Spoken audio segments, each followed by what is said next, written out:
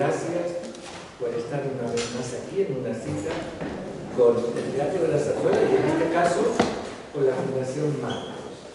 Estamos aquí porque vamos a presentar por primera vez en este ciclo el programa Intermezzo Barroco y es la primera representación en tiempos modernos de la obra. Estamos hablando de Grilletta y Porciuncolo, poco difícil de decir. Es un poco complicado. Grilletta y Porciuncolo tiene música de Hasse y el libreto está basado en la obra de Molière y Lully. Los detalles de la obra los van a contar sobre todo Miguel Ángel y Rita, que es la directora, pero quiero presentar al director musical, Javier Sillán. Muchísimas gracias por estar aquí, por pertenecer a este proyecto. La dirección de escenas de Rita Cosentino, una vez más está en nuestro proyecto y gracias, de verdad. Y contamos como soprano a Natalia Labordet, que está aquí, y el barítono David Menéndez. El actor Aaron Martín. Y estamos hablando también de que tenemos con nosotros a alguien también fundamental para este proyecto, que es el vestuario de Gabriela Hilario.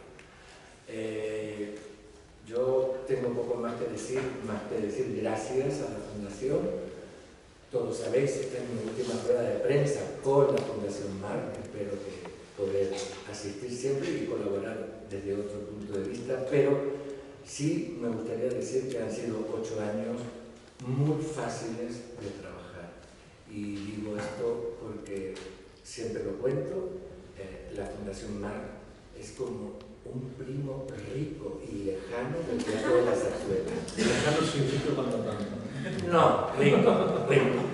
Un primo muy rico y lejano del Teatro de la Zarzuela. O sea, no tenemos nada en común. Nada, solo el entusiasmo y el amor por lo que hacemos. Y esto lo hemos podido realmente llevarlo a la práctica, con mucho esfuerzo de parte de todos. Yo sé que para Paco Pena, el director de producción, no es nada fácil poder llevar todo esto al formato del ministerio. Yo sé que también para Miguel Ángel no es nada fácil en un teatro, en un espacio donde todos los días hay distintas actividades, poder dedicar un tiempo que es como si se cerrara el escenario para poder hacer este y todos los espectáculos, por lo cual yo digo que me siento muy orgulloso de que lo hayamos logrado. A ti, Miguel Ángel, especialmente te doy las gracias, y a la Fundación, muchísimas gracias por atreverse a seguir compartiendo con esta locura de teatro.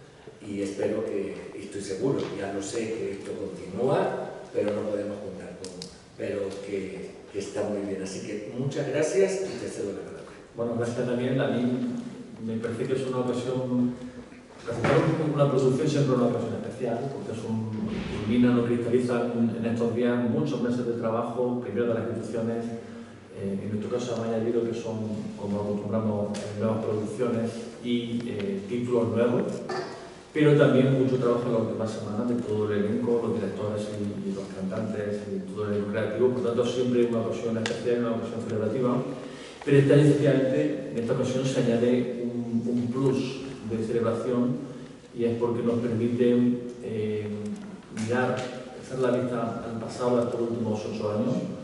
El proyecto, cuando Daniel se incorporó como director del Teatro de la Zarzuela, estaba en su fase incipiente, y gracias a estos 8 años creo que podemos decir que es un proyecto ahora firmemente consolidado y con una identidad propia.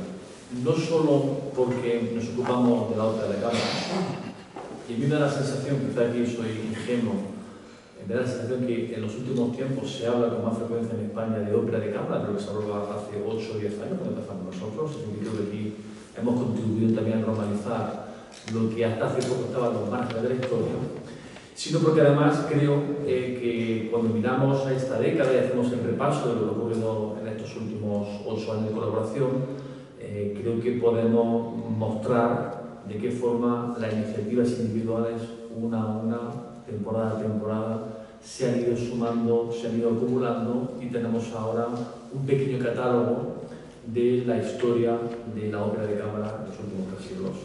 Y el crecimiento y las decisiones que cada temporada tomamos, a veces con más rapidez y a veces dando más vueltas, estaban siempre con la idea de fondo de crear un proyecto armonioso, un proyecto coherente.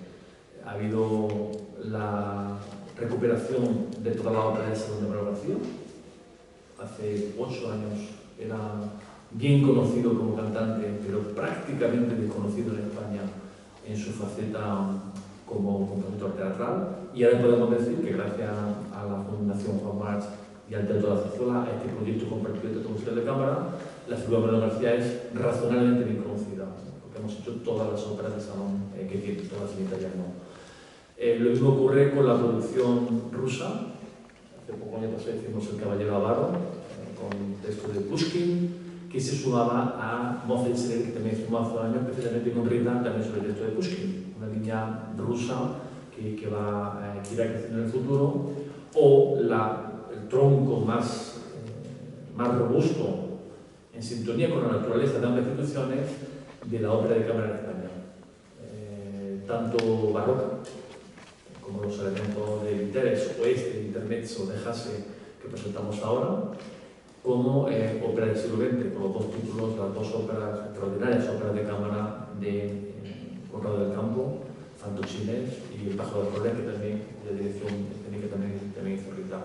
De modo que me parece que es un buen momento para, aunque vayamos ahora a mirar al futuro, a la próxima semana, que hagamos también una pequeña visión panorámica de lo que ha ocurrido en estos últimos 8 años, que nos permita seguir creciendo y que nos permita seguir consolidando el destino y la misión que tienen ambas instituciones, que es hacer una contribución distintiva y singular en el ámbito de la ópera de cámara, vinculada de algún modo, aunque no en todos los casos, pero sí en general, vinculado con el patrimonio musical español, entendido desde ópticas muy distintas. Y en ese sentido, justamente, también creo que cabe insertar esta nueva producción que presentamos. Es un género nuevo, de lo que decía Daniel, es un intermezzo, que está muy en sintonía, además, con los géneros que a veces los historiadores han llamado géneros menores, por comparación con las grandes óperas serias. El intermezzo, por su propia definición, ¿saben? Es este pequeño interludio que se interpretaba en los intermedios de las óperas, siempre jocoso, siempre bufo, con lo cual también era un elemento que nosotros nos ayudaba para pensar en títulos que fueran útiles para el público adolescente. Esto es otro de los rasgos de la singularidad de este proyecto. Nosotros pensamos, además de en estos criterios que mencionaba, también siempre pensamos en títulos que sean aptos para el público adolescente. Ya lo saben, que la mitad, más o menos, de las funciones de este proyecto es para el público joven. Para el público joven, esos cientos de centros que están vinculados al Teatro de la Zarzuela y que, según me decían el otro día, el mismo momento que sacaron las plazas, en 2 o 3 horas ya se llenó el cupo, ¿no? Hay casi 1000 estudiantes van a poder ver por primera vez este intermezzo. Entonces, el intermezzo de Hasse tiene 2 novedades importantes. Una, la novedad del género, que está en particular sintonía, como decía, con las pequeñas producciones de cámara, que es el ámbito de este formato de teatro musical de cámara que queríamos explorar desde el comienzo y vamos a seguir trabajando en esa línea. Y el segundo rasgo importante es que, pese a lo que pudiera parecer en un primer acercamiento, yo creo que puede decirse que este intermezzo forma también parte de nuestro patrimonio musical. Y creo que esto es interesante recordarlo, porque a priori uno piensa que Hasse es un compositor alemán, nació en Hamburgo, tuvo su carrera en Italia y en distintos países, en distintas ciudades de Europa. ¿Y cómo es esto de que se puede vincular, en mi opinión, al patrimonio musical español? Bueno, primero porque la formación y la primera actividad de Hasse tuvo lugar en Nápoles, en la Nápoles virreinal, la Nápoles borbónica, al servicio o en el entorno de la corte del rey, y con una relación estrechísima con Alessandro Scarlatti, que es el músico por referencia de la etapa de Felipe V en Nápoles. En Nápoles compone este intermezzo que luego Farinelli trae a España 20 años después y presenta presumiblemente en los espacios de la Capilla Real. En esa década de los 40, intensa, prodigiosa, de una gran efervescencia operística en Madrid, gracias al impulso de Farinelli, bajo el amparo de Fernando VI. Es más, esta producción toma como punto de partida la partitura, el manuscrito que se conserva en la biblioteca del Palacio Real aquí en Madrid, donde se representó presumiblemente a finales de la década de los 40, 20 años después de su estreno en Nápoles en 1727. Por tanto, el hecho de que sea un autor alemán y sea un género italiano no desdice, en mi opinión, que forme también parte, de algún modo, de nuestra historia musical y que forme parte también de nuestras raíces. Luego los intermedios llegaron a Madrid, tuvieron impacto en los compositores locales y ocuparon un espacio en los oyentes y la actividad teatral del momento. Y esas son las razones también que nos llevaron a elegir este género. Primero, perteneciente por modernos, un autor destacado en el siglo XVIII y vínculos con la vida musical española, en particular en el espacio del teatro de corte, digamos, ¿no? Y una última idea, que con esto termino, se añade además un rasgo singular, me parece, tal como lo observo yo desde esta periferia europea donde nos encontramos en España, y es que Hasse está siendo un compositor cada vez más representado y cada vez más visible en los teatros de ópera. En la última década ha habido 4 o 5, quizás media docena incluso, de recuperaciones de óperas serias de corte, que es el género por el que fundamentalmente fue conocido, en distintos espacios de Austria y de Alemania. No hablo ya tanto del catálogo instrumental o vocal de Hasse, sino del catálogo teatral. Y a mí me gusta pensar, de forma un poco inmodesta, que con esta pequeña contribución, el Teatro de la Fundación Juan March también contribuye a revitalizar un compositor que está empezando a ocupar en este principio del siglo XXI el espacio importante y central que ya ocupó en la vida teatral europea durante el siglo XVIII. Y esta idea de entrar en sintonía y en diálogo con los movimientos de recuperación que se están produciendo en ciertos teatros de Europa, a mí me parece que es también, creo, algo que merece la pena recordar, y que nuestra singularidad de ocuparnos de la ópera de cámara en pequeño formato no impide, sin embargo, que encontremos vías de conexión con lo que está ocurriendo en otros teatros europeos. Y por mi parte creo que esto es todo, las decisiones fundamentales por las que hemos decidido en este título, y ahora voy a entrar a detalles sobre la obra en concreto. Pasamos la palabra al maestro Julián.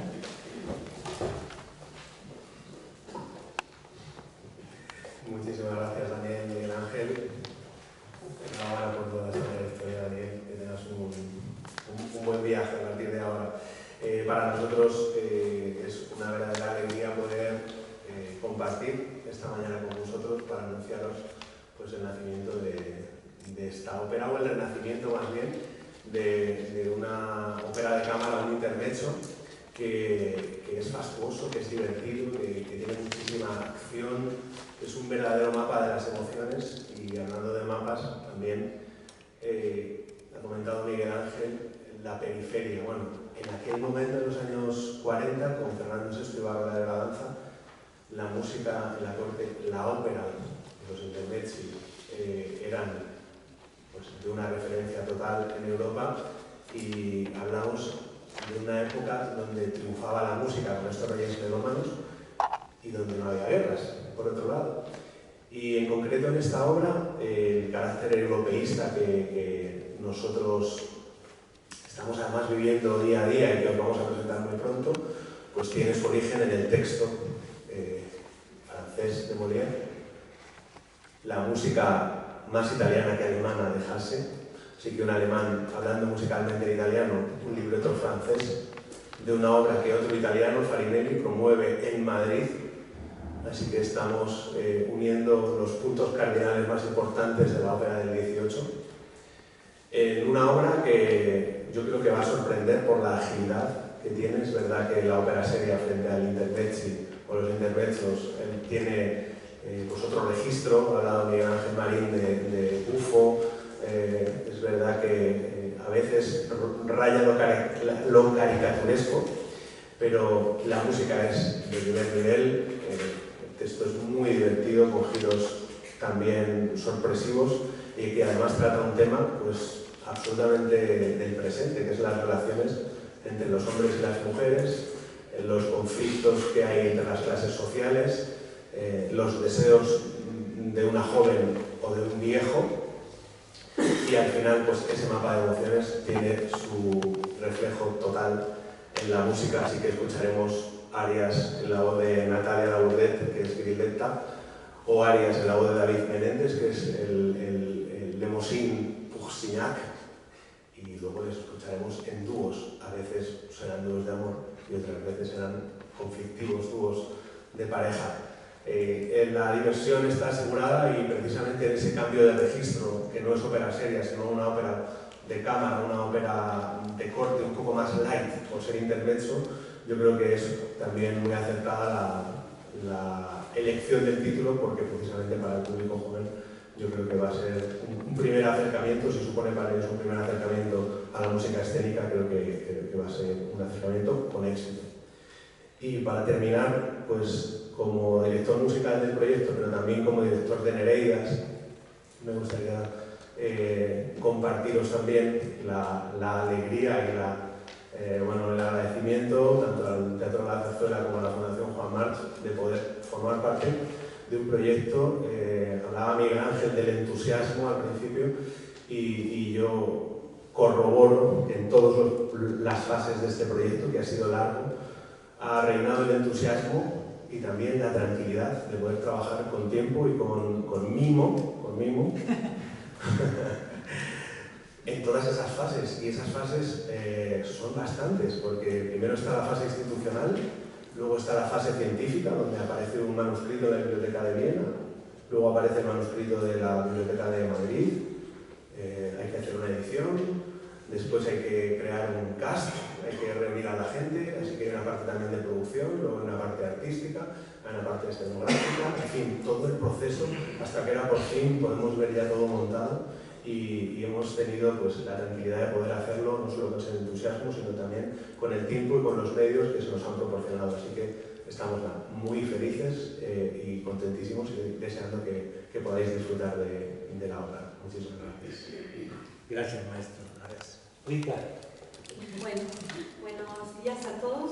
Yo antes que nada quisiera agradecer una vez más al Teatro La Zarzuela, a Daniel Bianco, por esta invitación y por confiarme esta obra junto con Miguel Ángel Marín de la Fundación March. Debo reconocer que es la tercera vez que dirijo en esta clase de coproducciones.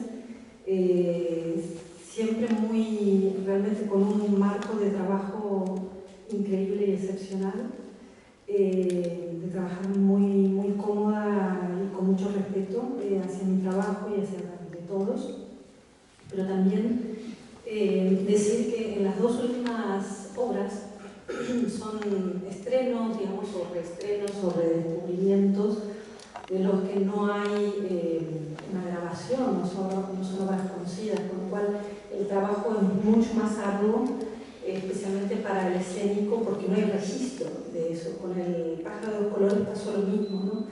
Entonces, cuando no hay referentes, por un lado genera cierta libertad también para crear, pero a la vez debo reconocer que es un poco difícil, justamente por eso, porque no hay referentes y no hay grabaciones, no hay registros. Todo ese proceso fue también un poquito arduo, en el sentido de que hubo al principio un MIDI, también en el Pájaro de los Colores pasó lo mismo, y me escucharon, pero era imposible trabajar con eso, con lo cual tuvimos que poner músicos, gracias a David, en este caso Oyarzábal, que es el clavecinista, que pudo hacer una primera lectura de la obra para yo poder situarme musicalmente para hacer la dramaturgia escénica. También decir que este proyecto, sin dos cantantes como los que tengo a mi lado, es imposible. ¿Por qué? Porque estamos en un registro, como ya dijeron, es un intermezzo. El intermezzo hunde sus raíces en la comedia del arte. Entonces, justamente para poder abordar temáticas un poco espinosas para la época, ¿no?, en las que fueron hechas, pero bueno, este tema de la máscara y los tipos que utiliza la comedia del arte permite justamente hablar de esos temas de una manera más bien bufa, con principios de la farsa y enmascarada, ¿no? Este código, que es el código de la comedia del arte, en este intermezzo es fundamental a nivel interpretativo. Por lo tanto, esta obra, este intermezzo, que en principio, de manera original, no tenía un tercer personaje, porque está Griletta por Suñaco, yo he decidido, siguiendo un poco la tradición de Nápoles, ¿no?, de este tipo de intermezzo, y tuya misma, agregar un personaje totalmente, que es, por favor, no es un mimo, es un artista de la comedia del arte, es un actor, no es un mimo. El concepto de mimo vino muchísimos años después, el siglo XIX, no en el siglo XVIII. Entonces, en este caso lo tenemos aquí a Aarón Martín, que me ha acompañado también en otras obras como El pájaro de dos colores también. En este punto, su personaje ayuda a la trama a desarrollar todo el plan que urdido por Griletta para conseguir sus objetivos. Y es una pieza fundamental para llegar al final de la obra. Como decía antes, este intermezzo está basado en Molière y eso es muy atractivo de la obra. Lo curioso de esto es que Hasse toma el Molière y digamos, y hace una especie de traducción y se basa en la primera parte y en la segunda parte de este intermezzo. La tercera parte nada tiene que ver con el Molière. Con lo cual, yo cuando empecé a seguir la línea dramatúrgica del material, dije, bueno, ¿qué pasa acá? ¿No? Como si la obra de repente tuviera un agregado que es la tercera parte. Y es en esa parte donde más me llamó la atención, porque los personajes, aún el personaje femenino de Griletta obteniendo éxito en lo que se había propuesto, comienza una especie, se muestra esta Griletta que ya ascendió a la clase social y es una señora noble, casada por Suñaco. Simple y llanamente se matan, quiero decir, aparecen toda una serie se expone, digamos, cómo es esa relación imposible, quiero decir, uno trata de someter al otro y viceversa, y como bien ya se dijo, queda expuesto fehacientemente esta confrontación, la temática que es la confrontación de los sexos, que evidentemente es un conflicto sin resolución, en tanto siempre se quiera someter uno a otro, ¿no? Y lo estamos viendo hoy en día, quiero decir, de alguna manera la temática de este intermezzo es de una rabiosa actualidad, porque las cosas siguen, yo no diría que siguen tal cual, hay algunas cosas que han cambiado, por suerte, pero aún así vemos en el día a día esta confrontación, estos parámetros dominantes que salen una u otra vez para someter o a uno o a otro de los sexos, ¿no? En este punto, cuando empecé a hacer la dramaturgia escénica, me di cuenta también que, imagino, digo, bueno, esto puede empezar en 1727, que es el año del estreno, y terminar en un presente cualquiera, quiero decir, porque las temáticas, insisto, siguen hoy en día tal cual. Y un poco lo que ustedes van a ver cuando tenemos la obra va a ser eso. Esto va a empezar en 1727, estos personajes son de la comedia del arte, se comienza a desarrollar el argumento, pero vamos a terminar en una modernidad indeterminada donde vemos que las cosas siguen funcionando de la misma manera como en 1727. En este punto, hablando de Molière se atreve en el Monsieur de Posignac a hacer una crítica feroz a la sociedad, a esa parte conservadora de la sociedad que sostiene el conocimiento, y también, como por ejemplo los médicos o los abogados. Y hay toda una serie de personajes en ese Monsieur de Posignac que yo, de alguna manera, al hacer la dramaturgia escénica, quise conservar algunos, no todos, porque el Molière es impresionante la cantidad de personajes que hay. Aquí, insisto, hay dos, pero los personajes que no están, pero sí se nombran de repente en este intermezzo, los quise traer de alguna manera. Y estos personajes van a aparecer de diferentes maneras, especialmente resumidos en el personaje de Ansel Martinado. Bueno, yo podría seguir dando vueltas, pero a mí me gustaría un poquito que ellos hablen del trabajo. Sí, gracias. Que ellos hablen del trabajo que hemos hecho hasta ahora. Gracias. Natalia. ¿Le doy? Vale. Hola, buenos días. Bueno, nada, como ha dicho Daniel, los nombres son un poco complicados de pronunciar. Nosotros damos buena fe de ello porque a lo largo de todo el intermezzo, bueno, de los 3 intermezzos, los decimos unas cuantas veces. Bueno, yo creo que con esta obra, voy a hablar por mí, ya David cuando hable él ya quizá lo confirme o no. Yo creo que para mí lo complicado ha sido la dosificación de energía, porque es una obra, bueno, es que realmente, claro, es una obra, pero que tendría que tener 3 partes. Entonces, siendo que no entramos y salimos de escena entre un intermezzo y un segundo intermezzo, desde un segundo y un tercero, estamos todo el rato en escena los dos. Entonces, aunque es una obra relativamente simple, entre comillas, o sea, no son, a nivel vocal yo no me he visto ninguna dificultad de decir, joder, este año me cuesta, o este pasaje, ¿cómo lo afronto? O sea, no tiene gran dificultad técnica vocal, pero lo que es aguantar todo eso, desde que empieza hasta que acaba, con todo en la cabeza, sin poder salir un momentito a beber agua o a hacer pis, perdón, pero es que es importante a veces, o sea, requiere de una concentración que, bueno, para la que hay que entrenarse. Y entonces a lo largo de los ensayos, pues lo que nos hemos visto David y yo ha sido de uy, esto que parecía muy fácil, ¿no? O sea, una horita así, de repente estamos afrontando 1 hora y media de no parar, subiendo, bueno, es que claro, cuando vengan a verlo van a ver que hay algún nivel más que el normal.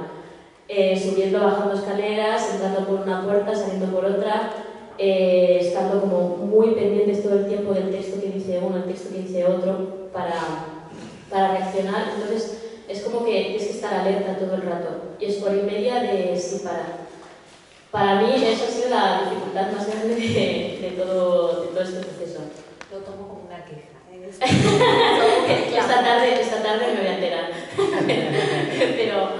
pero bueno, yo creo que se va a disfrutar. Y yo creo que es una obra que, como bien se ha comentado por ahí, es bastante idónea para jóvenes, o sea, es dinámica, no es muy larga, tampoco tiene pausa, con lo que tampoco hace falta que nadie se disperse por ahí y tampoco nadie se puede escapar. Así que está bien.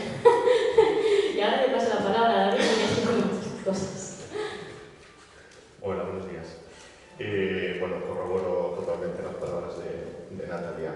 Solamente hay una cosa que desde el principio me hace gracia, que yo diga intermezzo, una cosa bonita, es 1 hora y pico.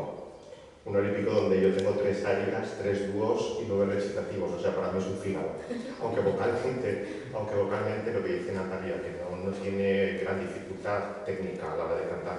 Sí que es verdad que para nosotros es una maratón. Estos días nos reíamos porque Rita nos está haciendo todas las perrerías del mundo, entonces yo le decía, no trabajar nunca más con Rita. pues sí que es verdad que estamos todo el rato en escena. Tú tienes la suerte de que hay un área que canto yo, que tú estás fuera, pero yo estoy todo el rato. Un cambio de vestuario, En el escenario con 3 cambios de vestuario en casa, bueno, no sé qué lo tiene peor. Nada, simplemente decir que es una obra súper divertida, que yo creo que lo vais a pasar fenomenal los que vengáis, que es para nosotros pues una maratón, pero a eso hemos venido. Muchas veces cuando te enfrentas a determinadas obras que no conoces, sí que es verdad que te fijas más en, bueno, pues en la parte vocal.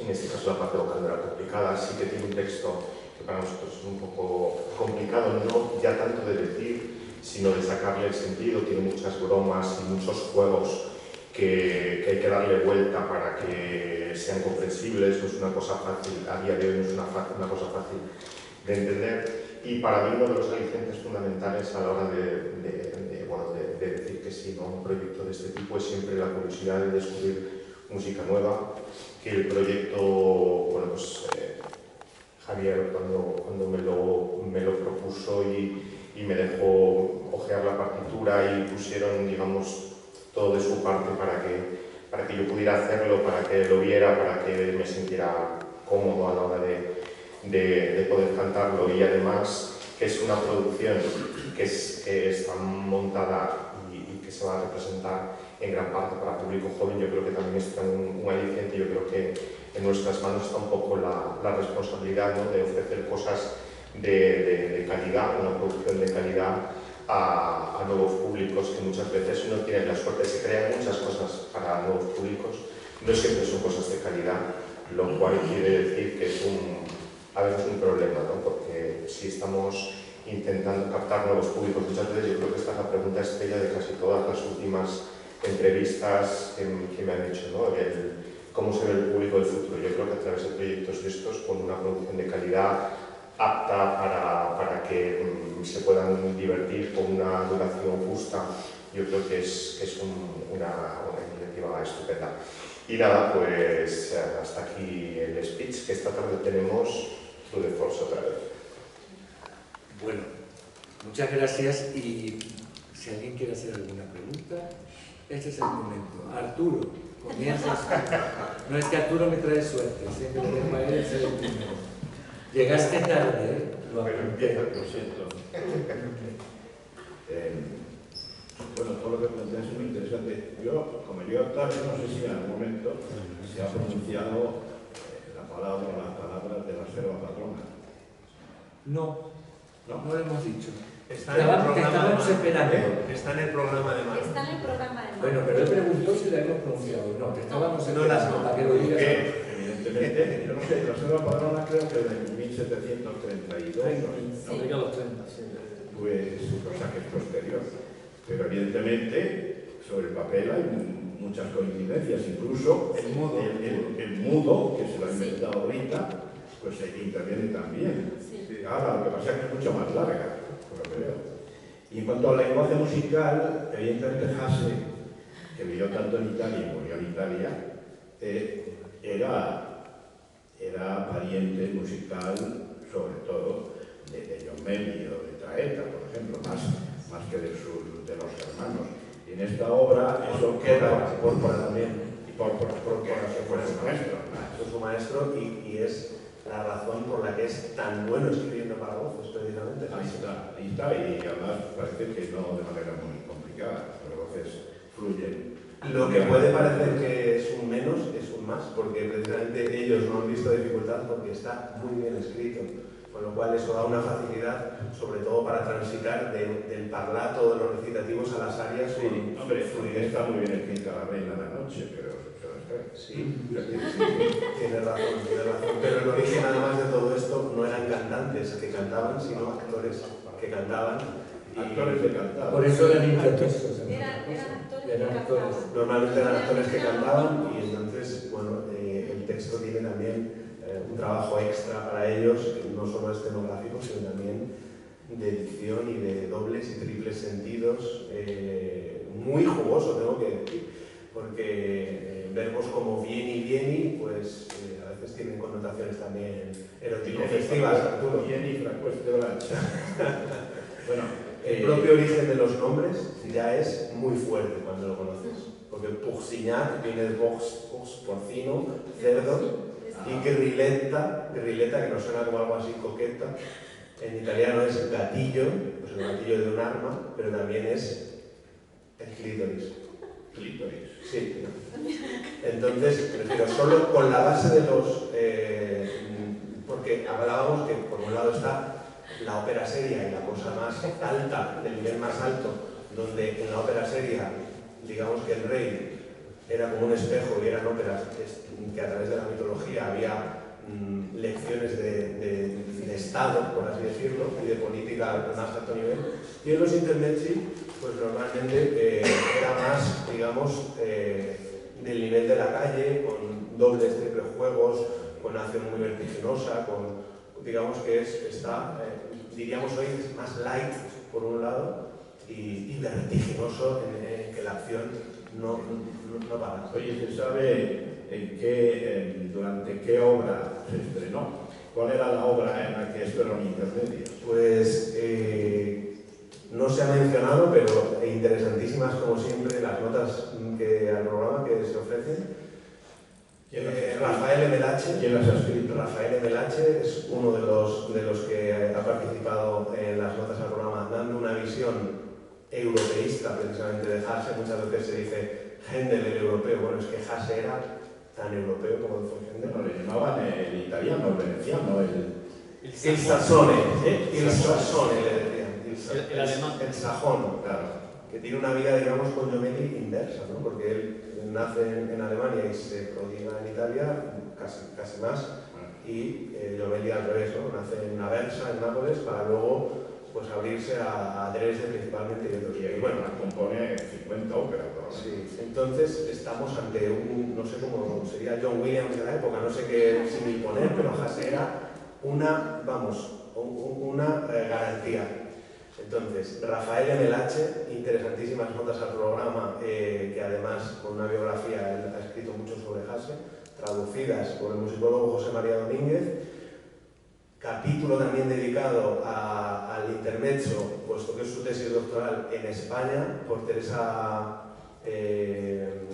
Casanova, doctora que saca su tesis doctoral sobre precisamente todo esto, y es ella la que apunta. Creo que los compositores eran, voy a tirarme a la piscina, Corselli, Corradini y Mele compone la Galimón, la ópera donde se inserta este intermezzo, pero eso en España. En España. No sé si... Pero te pido que leas lo que escriben ellos porque es exquisito, puesto que Melache nos informa del bosque, de la situación a nivel europeo y sitúa el intermezzo en Europa y en los años, finales de los 20, del 27, en un joven Hasse que está siendo muy italiano. Y Teresa nos centra mucho más ya en la corte, en este teatro de corte, en la actividad del Buen Retiro, por ejemplo, la pesca, la danza, el cuoco, otra serie de intermezzos de Corselli o de otros compositores que estaban, digamos, programándose. La buena noticia, o los dos nombres, digamos, periféricos al proyecto, que se han citado los dos, tenemos por un lado al gran factotum de la música de la corte, que es Farinelli, que no sabemos por qué. Yo pienso también que sea la simpatía de los Borbones por lo francés, que traiga algo de Molière, creo que es relevante y significativo. Pero tanto Farinelli como Scarlatti, Domenico Scarlatti, son personajes que estaban aquí en el montaje de todo esto. Y al final creo que los ingredientes de este plato, además de exquisitos, son de primer nivel, y tenemos Farinelli y Scarlatti, digamos, en el satélite, y dentro de la ensalada o del plato, Molière, Hasse. Ese estreno debió de durar 5 o 6 horas. Bueno, es que el concepto, igual que el concepto de tiempo y de la recepción de una obra de arte hoy en día es mucho más vertiginoso y es mucho más fugaz en el tiempo. Antes, la gran velada de teatro, como sabes, es que podían durar 7 horas o 8 y no siempre todo el mundo dedicaba su atención al 100% como nosotros a ver todo lo que ocurría.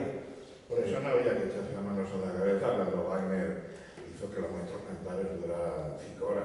Efectivamente. Lo que era curioso era, en la percepción de esa tarde, era que el cerebro comenzaba, digamos, con una abertura de una ópera seria, pum, luego bajaba de nivel a un intermezzo, pum, luego volvía a la ópera segundo acto, pum, luego segundo acto de intermezzo, pum.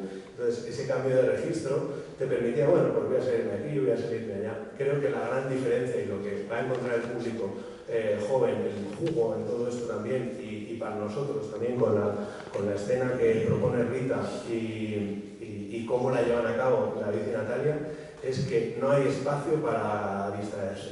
O sea, todo el rato hay una acción, como bien sabes, muchas veces llega un área pues de una ópera de Jommelli, de una ópera seria, y digamos que la acción se detiene para expresar durante 7-8 minutos una misma emoción. Esto es un mapa de emociones en chiquitito, es una especie como de esencia de una gran ópera, una gran colonia convertida en 3 gotas de perfume, que son los 3 actos de este intermezzo. Estoy seguro, Arturo, que lo vas a disfrutar muy bonito. Rita, Señor. lo último que vi tuyo también fue muy divertido, también estaba Natalia, la canterina de Jaén. Bueno, veo que tú te mueves cuando te en el agua en estas intrigas, en estas cosas bufas que tienen sus dobleces, sus dobles sentidos, sus entradas, aunque aquí no salen. Sí, yo te digo, siempre pensé que yo soy un personaje trágico, y siempre pensé que la tragedia y los dramas me venían muy bien, ¿no? Resulta ser que cuando hice por primera vez una comedia o una obra con tintes de comedia, descubrí esa parte de mí. Y últimamente, hace como 3 años que no paro de hacer este tipo de obras, ¿no? Con este corte de farsa, de comedia, bufas, y sigo. Bueno, ¿será que me estaba equivocada? Porque algo te llama la risueña. ¿Ah, sí? ¿Quién? No hay sentido nominal.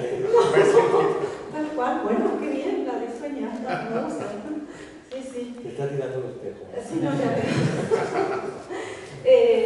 sí, la verdad que, a ver, esto que acaba de decir Natalia, el primer día fue un poco gracioso porque, claro, cuando empezamos a montar la primera aria, dijo, bueno... La primera de él. La primera de él. Entonces ella dijo, bueno, si cantas yo me voy al camerino. No, tú estás en escena. Ah, ¿sí? Bueno, claro, y a partir de ahí me odiaron para siempre. Entonces, pero bueno, considero que, a ver, no solo en esta clase de obra, pero la dimensión escénica es una dimensión, ¿no?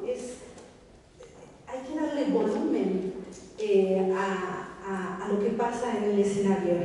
Y yo entiendo lo escénico con varias lecturas que pasan en el mismo momento. Quiero decir, a mí me gusta, yo como espectadora, cuando me siento, ver que en el escenario no pasa una sola cosa, no es bidimensional.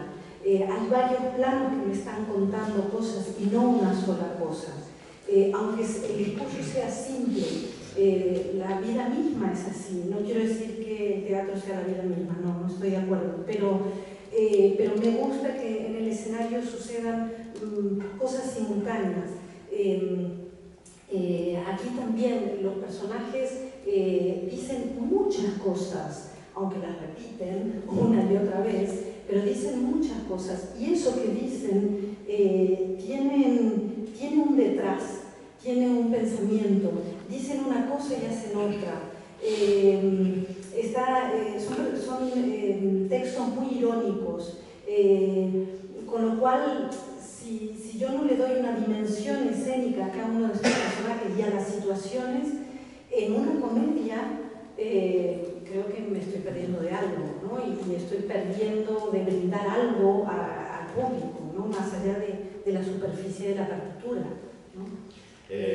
Bueno, ya han hablado los dos cantantes de que no tienen muchos problemas la escritura vocal, pero estáis encajados bien en lo que está escrito, o sea, tú que viene a ser un poco, efectivamente, como la soprapadrona, una soprano lírico ligera, más que ligera, y un barítono bajo. La selva padrona es bastante más grave. Seguramente yo una selva padrona seguramente no me metería. La selva padrona tiene... ¿Tú has cantado? ¿Eres de bajo? Sí, pero tengo que poder cantarlos. Quiero decir, no es fácil. También he cantado muchas cosas de barítono y otras muchas de barítono que no he cantado porque no podía. Quiero decir, la tesitura que tiene una selva padrona tiene una zona que para mí sería muy cómoda, pero tiene una zona que no es una zona de paso, que no son notas que cantas de manera gratuita, sino que son notas importantes, que yo no tengo, o que ahora mismo no las tengo cómodas y seguramente no las tenga nunca. Entonces, a una selva padrona no me metería.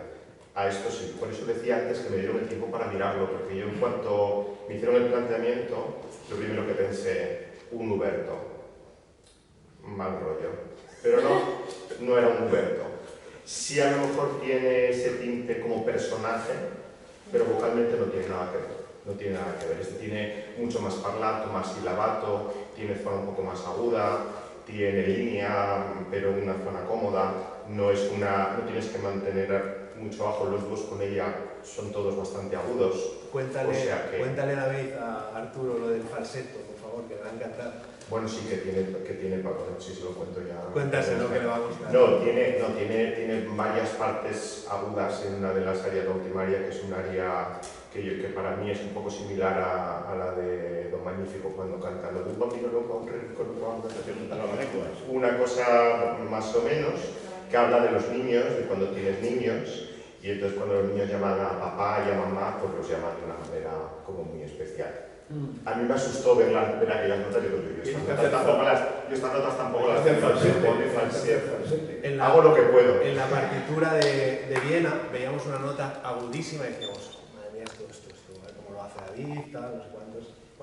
Cuando más tarde llega la partitura de Madrid, digamos que la de Viena es una partitura bellísima, escrita, que parece que la ha hecho un dibujante más que un músico. Y la de Madrid se ve que el copista era músico, y era un músico práctico además, por el tipo de anotaciones que hacía. Y cuando llegan estas notas, que básicamente ya los desvelados dicen, y tengo todo esto rodeado de niños que no paran de decirme, y no paran de decirme. Y entonces ese cambio, en la partitura de Madrid ponía falseto. En la partitura de Madrid ponía falseto, y claro, pues... Extraña honradez la tuya, ¿El qué? Extraña honradez que reconoce lo que puedes o no debes cantar. Bueno, yo muchas veces no es que reconozca, sabes lo que puedes hacer y lo que no puedes hacer siempre. Y cuando tienes dudas, mejor no meterse. Luego, que a los demás les guste aquello que tú has decidido hacer o no hacer y que lo vean más óptimo para tu vocalidad o menos, me refiero las personas que al final te contratan y que te llaman para hacer determinadas cosas, ¿no? Que a lo mejor dicen, bueno, pues que yo veo tu voz o veo tal en este personaje, pero eres tú el que ves. Por aquí entro o por aquí no. ¿Eres tú el que lo pasa bien o lo pasa mal? Sí. Yo hay una cuestión en esta casa hace que 2 años o 3 años, con las calatramas que yo llegué a estar programado. Iba a ser un maestro que lo iba a dirigir. Yo con este maestro le dije, yo esto lo puedo cantar en estas condiciones. Es la típica obra de bajo baritenor. Entonces, el bajo bari, ok, el baritenor ya no. Entonces, esta romanza, por ejemplo, yo en esta tonalidad en la que está escrita no la puedo cantar. Igual que se ha transportado y ahora mismo ya el material que se manda, por ejemplo, de Manojo de Rosas, de la romanza de barítono, normalmente es medio tono menos. Aquí cuando se hizo la última vez no se hizo con el tono original. Pero normalmente ya se hace medio tono menos, bueno, pues porque estaba escrito para una vocalidad muy concreta, con unas notas muy concretas, y entonces, pues cuando me lo ofrecieron, dije, vale, ok, puede ser, sí, puede ser. Luego cambió el maestro quiso hacerlo tal cual estaba escrito, que me pareció, pues muy bien, también la idea, esto se va a grabar y yo en ese momento podía haber dicho, pues sí, pues voy y canto. Pues lo sentí mucho, llamé a Daniel y le dije, tienes que buscar a otra persona. Porque tengo las notas, sí, pero yo no quiero sufrir. No quiero ir a cantar una obra y gritar una romanza. No me interesa, no me apetece, no lo paso bien. A lo mejor en la tonalidad que a mí me viene bien sería horrible, no lo sé. Pero pero yo iba a estar cómodo. Y no creo que sea una cuestión de tal, es una cuestión de honestidad, de, pues de lo que puedo hacer y de lo que yo considero que puedo ofrecer. Y lo que no, es mejor no meterse, porque cuando uno mismo tiene duda, y en este caso, o sea, tú lo que has planteado cuando el primero que me mandó el mensaje fue Miguel Ángel, otro también, no fiarse de Miguel Ángel, dijo, es una horita, pensé, esto va a ser un Huberto, ya verás, porque suele ser así. Y además en la época se escribía mucho para este tipo de vocalidad, que tienes que tener una zona aguda, porque tiene agudo y tiene tal, no mantener la tesitura, pero que tienes que tenerla, que yo ahí más o menos estoy cómodo, pero de repente le dan una importancia a una zona grave que si es de paso la puedo cantar porque lo tengo, si es importante no me meto ahí porque no lo tengo así. Entonces, ¿para qué meterse en una cosa? El desahogo es fundamental. Y Natalia es un ejemplo de desahogo permanente. ¿De desahogo? Desahogo de tranquilidad, de cantar cómoda, ¿no? Ah, bueno, mucho trabajo detrás de eso para que parezca. Está fastidiado. Claro, claro. Por eso te paramos y por eso venimos hoy. ¿Tú me pagas, Arturo? Luego hacemos... No, o sea, gracias. Es uno de los adjetivos que me gusta que se diga de mí. Bueno, y trabajo mucho para eso. Me gusta que parezca fácil. Porque la canterina no era nada fácil. Bueno, teníamos un recitativo como esta hora de aquí y bueno, montamos estas 2 obras en una semana, que tuvimos una semanita de ensayos, sí. O sea, no fue fácil todo lo que había detrás. Pero bueno, oye, pues uno se arremanga y se ensaya y se hace, y ya está. Bueno, ¿alguna pregunta más? Adelante. Ahí va Juan por el micro.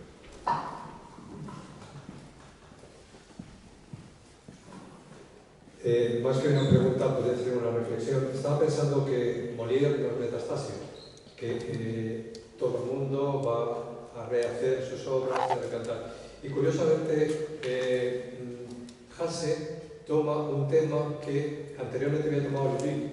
Hace unos años vimos Messier de Pourceaugnac, que lo hizo Christie, lo trabajó.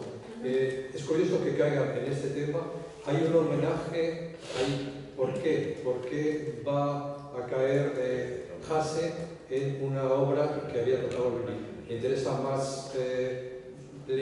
más Molière? ¿Le interesa más Lully? Eso sería por una parte. Y luego lo que decíais, que trae a la corte española, que lo trae Farinelli, por complacer el gusto francés, podría haber traído también Lully. Simplemente esta reflexión. Yo creo que a mí me da la sensación que hay más la imposición propia de unos ritmos de producción frenéticos. La producción teatral del 18, todos sabemos un poco que veamos un poco su historia, tiene un ritmo de producción que no tiene nada que ver con el 19, ni mucho menos con el 20. Son ritmos acelerados. La producción teatral, la música sinfónica, la música religiosa en todos los ámbitos. Una producción continua, se pone en escena, se funciona bien y si no, ahí se queda. Entonces esto lo que implica, entre otras cosas, es una necesidad de materiales imperiosa. Y a esto se añade unas convenciones y unos códigos que son los que moldean a los géneros. Entonces aquí en este intermezzo y en la selva y en tantos otros de esta época hay unas ciertas convenciones dramatúrgicas. Por ejemplo, la jovencita Pizpireta, el mayor picantón adinerado. Claro, exacto. Hay ciertas convenciones, la comedia del arte, por supuesto, está también en el fondo, ¿no? Molière se ajusta a esto en otro contexto cortesano mucho más refinado, porque son Luis XIV, Francia, final del XVIII, final del XVII, pero los códigos existen y a medida que existen permite readaptarse. Y tantísimas ocasiones ha ocurrido esto, ¿no? Que los códigos dramatúrgicos perviven, aunque los libretos y las adaptaciones se van adaptando a las particularidades de cada época, ¿no? Y me parece que lo que ocurre con Farinelli, yo no sé si, claro, Francia tiene mucho impacto, pero sobre todo tiene impacto con Felipe V. Yo me vi con Fernando VI en Nápoles, Italia, y la ópera de corte y los géneros teatrales menores, con muchas comillas, asociado a la actividad teatral. Así que más bien aquí es Pergolesi, por ejemplo, también llega en los 40 a España y se hace, y hay fuentes, muchos Hassi, un poquito después llega Donelli, Traetta, es decir, es todos esos 15-20 años de actividad teatral frenética, un pequeño periodo de oro, todavía muy desconocido en España, pero que bueno, yo creo que aquí hay una pequeña cosita que merece la pena quizá una vía abierta a explorar más, es todo lo que ocurre en los espacios cortesanos dejado o impulsado por Fernando VI, pero con Farinelli como jefe del consejo. Todopoderoso, con todos los recursos de la corte a su favor, ordena y mando, hay que conocer perfectamente lo que está ocurriendo en Europa. Farinelli ya cantó Hassi antes, así que no es un desconocido en absoluto, tiene cierta amistad. Claro, Metastasio también está por ahí, y quizá Metastasio está más, me parece a mí, más asociado al ámbito de la ópera seria. De nuevo, son los géneros. Por eso lo del intermezzo merece la pena. Nosotros a veces en la nota de prensa hablamos mucho de ópera porque entendemos que para muchos lectores de vuestros medios es el término que van a conocer mejor. Pero si uno entra un poquito más, habría que distinguir un poquito, claro, que un intermezzo no es exactamente una ópera. Se parece mucho, pero luego cuando entras al detalle hay algunas diferencias. Y una exactamente, una está la cuestión dramatúrgica. Metastasio es el gran autor de referencia, también en esta época, gran autor de referencia para la ópera seria, íntimo de Farinelli también, y Metastasio está hasta en la sopa en la corte española, también reescribiendo textos y proponiendo nuevas versiones, pero estamos en el ámbito del intermezzo, que es primo hermano, los mismos espacios, los mismos oyentes, promovidos por las mismas instancias de la corte, pero con género distinto. A mí me gustaría, bueno, muchas gracias por la reflexión, por compartirla, aclarar que la relación de los Borbones con este libreto de Francia es mía y es simplemente una hipótesis, o sea, no tiene ninguna base científica, sería Teresa o Melache quien deberían quizá apuntarlo, pero creo que sí puedo responder a lo de por qué no Lully. Estamos hablando de un Nápoles de 1727, si mal no recuerdo, Rita, ayúdame, el Lully Poussinat son años 70, ¿no? 1669, estamos hablando de una diferencia de 50 años, o 60 casi. No tenía ningún sentido en Nápoles rescatar una música francesa de un ballet, o sea, el formato, el gusto, no tenía nada que ver. Entonces, sí tenía sentido en la España de los 40 injertar, por decir algún término, música del Nápoles, que era la fruta fresca y la rosa que nunca marchita. Eso sí tenía su mercado en el Madrid de Fernando VI y de Bárbara de Braganza, pero una obra francesa de 50 o 60 años de antigüedad, hacerla en Nápoles no está a la orden del día. Creo que en esta producción debe tener bastante importancia, puesto que hay una evolución temporal, el vestuario. Sí. Y creo que allí está la autora del vestuario. Sí, no estaba cuando la presenté. Te voy a dar.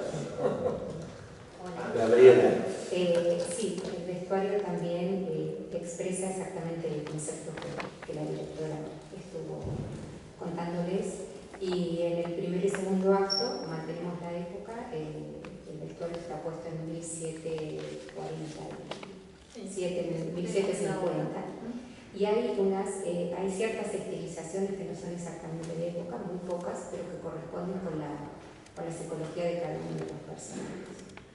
Y en el tercer acto, sí. Y en el tercer acto los personajes cambian a una época atemporal.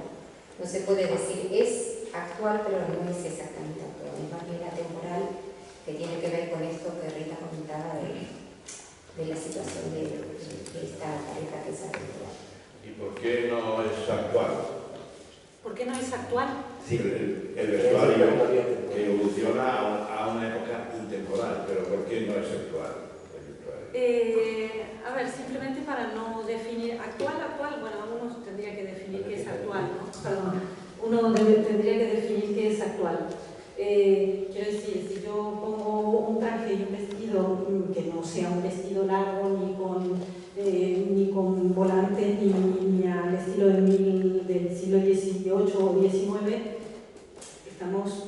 quiero decir, el tercer acto es un vestuario que indica modernidad. Es decir, estamos en el siglo XX, en cualquier época del siglo XX o hasta ahora. Quiero decir, no es ni los años 70, ni los años 80, ni los años 90. Es una modernidad a partir del siglo XX indeterminado, que puede ser cualquier época hasta el día de hoy. Lo quisimos dejar abierto justamente para no señalizar una época determinada ni en el siglo XX ni en el siglo XXI. Yo el vestido del tercer acto me lo pondría hoy, ¿eh? O sea, me saldría para un cóctel o así, me lo pondría. ¿Es escotado? ¿El qué? ¿Es escotado? De seda. Bueno, ¿alguna pregunta más? Pues entonces, ¿quieres decir algo más? Como la diosa Fortuna me ha permitido estar, compartir esta penúltima presentación, esta última rueda de prensa con Daniel, me gustaría decir que todo el esfuerzo compartido en las instituciones durante estos 8 años es posible por el tesón y la firmeza de Daniel. Y además creo también, y aquí me voy a meter en un campo que no me corresponde, porque corresponde fundamentalmente a vosotros, ¿no? como críticos, pero como usuario habitual, como público habitual de toda la zarzuela, creo que este periodo de 8 años formará parte de la historia reciente de este teatro, porque no sé si ha habido tantas recuperaciones y tanta atención al enorme patrimonio zarzolítico que hay en España como en estos 8 años con tu periodo. Así que creo que esto, bueno, en estos momentos de evaluación final, aprovechando este contexto, me gustaría decirlo y aparte de agradecer todo el esfuerzo también de estos años, considero que nuestros caminos profesionales se crucen en el futuro. Seguramente. Gracias. Es un ejemplo a seguir. Bueno, muchísimas gracias. Os esperamos el 24 de septiembre y no lo perdáis, que seguramente lo vais a pasar muy bien y será un gran descubrimiento. Gracias. Gracias.